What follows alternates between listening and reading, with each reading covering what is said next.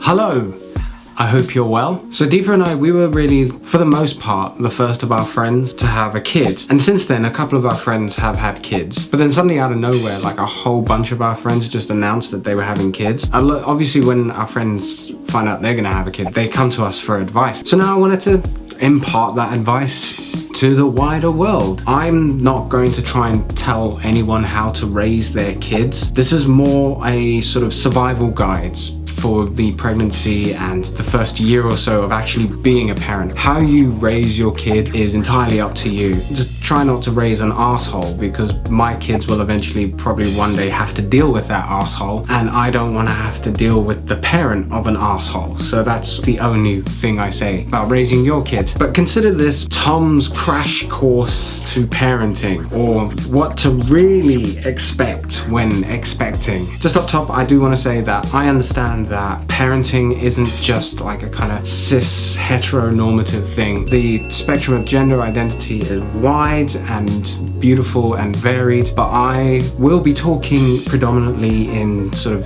he and she. So as I said, we were the first of our friends to have a kid, and as such we didn't really have peers on which we could rely for advice. We had our parents obviously and our grandparents, but one of the first things we learned is the attitude towards parenting can be drastically different from generation to generation. You will get a lot of advice from the older generation that just doesn't fit well with you, and there might be some bits I say here that you don't agree with, but that's kind of the point of this video, if you stick with me. So, number one. So the first piece of advice I'd like to give is more of a warning than advice. When the bump is showing, the number of people, both friends and strangers alike, who will just take it upon themselves to touch your belly will go up by 17.3 nonillion. For some reason, there's a debate on the nature of consent and whether or not one person is allowed to lay hands on another person, whether affectionately, aggressively, or sexually. I don't understand why there's a debate over this, because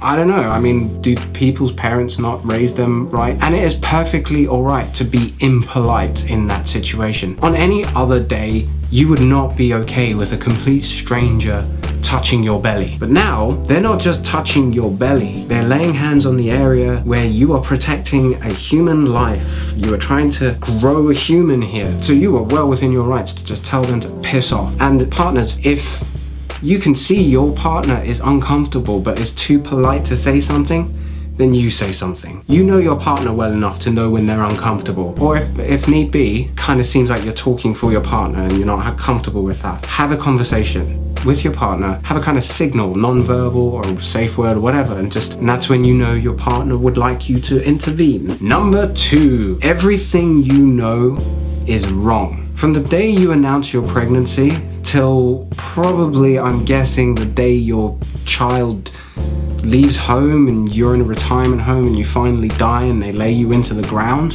whichever way you do something, somebody is going to tell you you're wrong. And it might be a complete stranger, and it might be even more frustratingly one of your parents. Somebody's gonna come along and just go, no, you don't do it like that. Oh, have you heard doing that like that can cause this? And blah, blah, blah, blah, blah. When our first son was born, we were told it was perfectly okay to swaddle him. He did not like going down for naps, but if we swaddled him, within a few minutes he was asleep. If we didn't swaddle him, it was like a 40-minute battle to get him to sleep. 6 years later, and our second child was born, and suddenly we're being told left, right, and center, no, you shouldn't swaddle them, that's bad for them. Every year, something is good for your kid, or helpful to the parent, or good learning, or this, that, or the other, until next year when suddenly it's bad for the child and counterproductive for the parent, and it's bad for this and that and the blah, blah, blah, until next year when suddenly it's good for the child and it's helpful to the... Basically, as long as your child is happy and healthy, you are doing it right. Doesn't matter what parenting approach you take.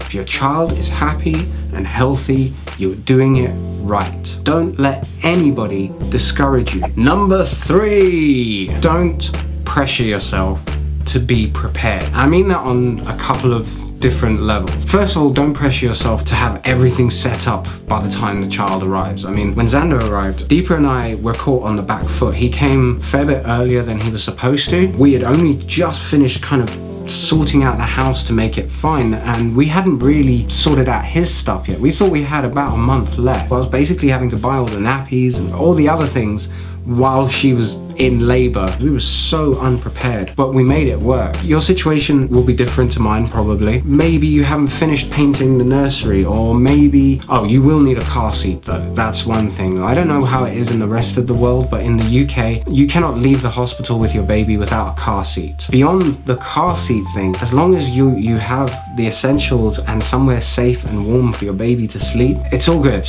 You will be able to catch up, because after this point, your baby is going to spend a lot of time either sleeping or shitting. Really, you have about 6 months after the baby's born to get everything finalized for the baby, because they're not going to care. Number 4, don't compare your family to others. Don't compare your parenting to others. Don't compare your children to others. All you're going to do is poke holes in your own performance, and you're going to feel like a terrible parent, and that's just going to affect your home. It's just going to infect your head, and everything you do will just not seem good enough. Everything I do just doesn't seem good enough. To Deepa, everything she does just doesn't seem good enough. You know, it's just one of those things, because you want to be a better parent. You see like parents on TV, and you see like parents in the park. You see this dynamic that either makes you feel bad about yourself for not measuring up, or it makes you feel self-righteous because they're not as good or clean or disciplined, blah blah blah. Don't do that. It's not healthy. It's not healthy for you. It's not healthy for your kids. And you know, you don't know other people's situations. It's going to give you a really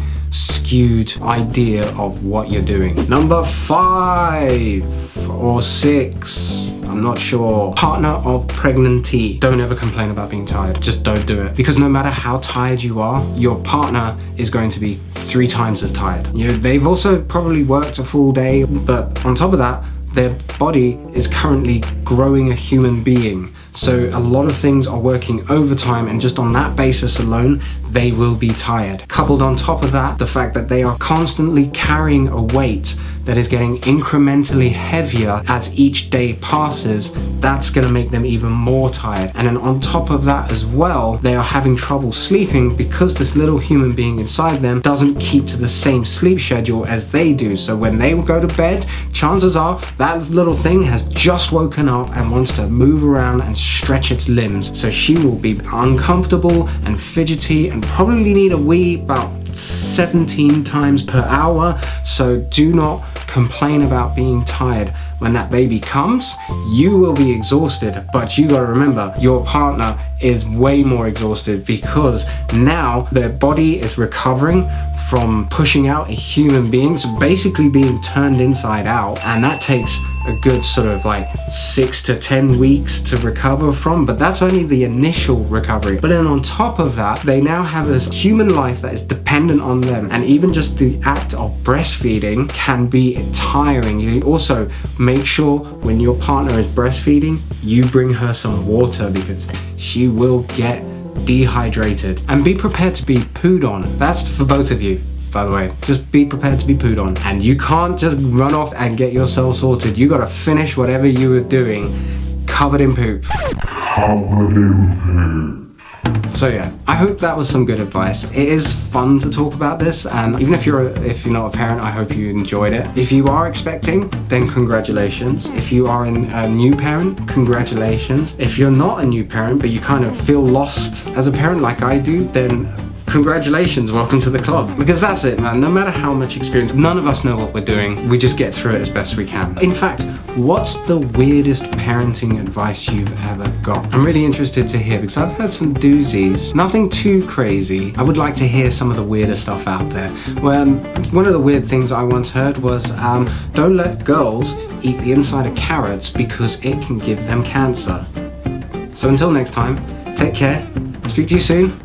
Goodbye. Hey guys, thanks for watching. I hope you enjoyed that crash course in parenting. If you're new to the channel and you want to keep up to date with this weird journey of parenthood that we're on, then hit that subscribe button. If you missed the last video, which was an open letter to my son about the movie Batman Forever, then click down below. Don't forget to follow us on social media. I will leave links down in the description. So yeah, bye.